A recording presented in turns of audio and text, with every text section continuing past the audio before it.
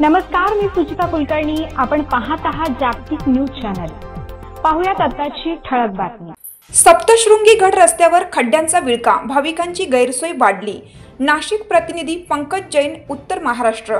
सप्तशृंगी गडाकडे जाणारा मुख्य रस्ता सध्या खड्ड्यांमुळे अत्यंत खराब अवस्थेत असून भाविकांना मोठ्या अडचणींचा सामना करावा लागत आहे.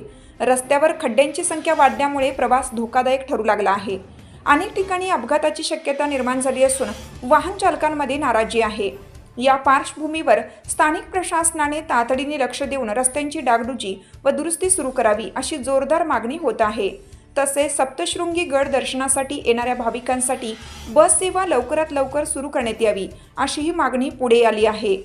सेल्फी पॉइंटसाठी सुरक्षेची आवश्यकता. भाविक रस्त्यावरच वाहने थांबवून सेल्फी काढत असल्यामुळे वाहतुकीत अडथळा निर्माण होतोय.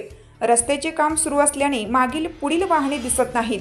यामुळे गंभीर अपघात होण्याची शक्यता अधिक आहे. म्हणून प्रत्येक महत्त्वाच्या ठिकाणी सुरक्षा रक्षक नियुक्ती करणं अत्यावश्यक बनलं आहे. प्रशासन व भाविक दोघांनीही सुरक्षिततेच्या दृष्टीने जागरूक राहावे आणि सहकार्य करावे असे आवाहन करण्यात आलं आहे.